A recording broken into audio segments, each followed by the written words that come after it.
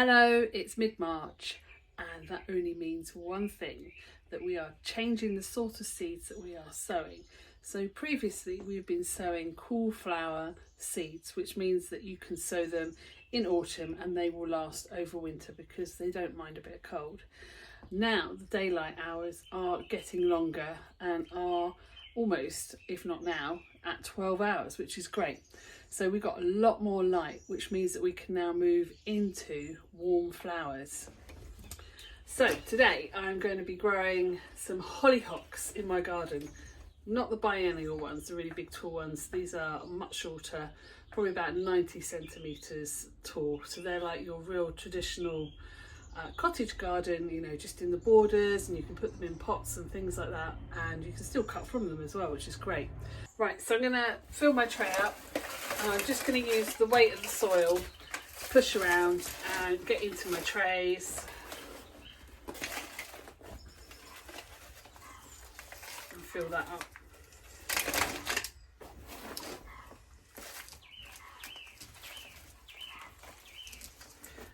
Now with these hollyhocks, they don't need light, so all of the seeds that we've been doing so far have needed light to germinate. But these ones are different. They need a bit of darkness, and also when the seedlings grow, they can dry out really quickly. So you need to actually bury them into the soil. So I've got my trusty fork and I'm just going to make a little hole because, you know me, I'm not fancy. I just use what I've got. So here's the seed, and you can see it is quite chunky, so it's easy to pick up with your fingers. And I'm just going to place it in a hole like that. And then what we do is you make sure you cover that up because, as I said, these seedlings are really prone to drying out, so you want to keep them nice and moist and in the soil. I'm just going to finish off this tray. So if you've got hollyhocks at home, especially the biennial ones, they're quite old, they will suffer from something called rust. But because these are an annual and I sow them every year, they are less likely to suffer from rust. It's usually because it's the older plants that have got the rust in them. So into the soaker, as I always, water from the bottom. And this should take a few minutes to hydrate through.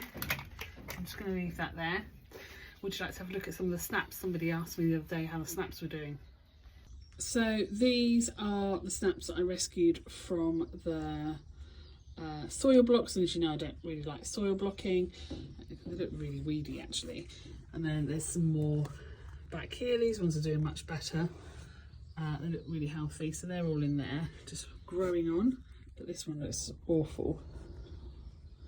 Look, that's just so tiny, but it will come along later on. Then I think about a week later, I sowed some more, just in a tray, not soil blocked, and you can see they're just doing way better than what they were doing in the soil block.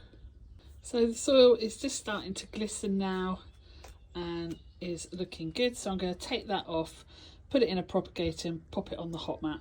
Just make sure all those holes are covered over, so when the seedlings come out that they don't dry out.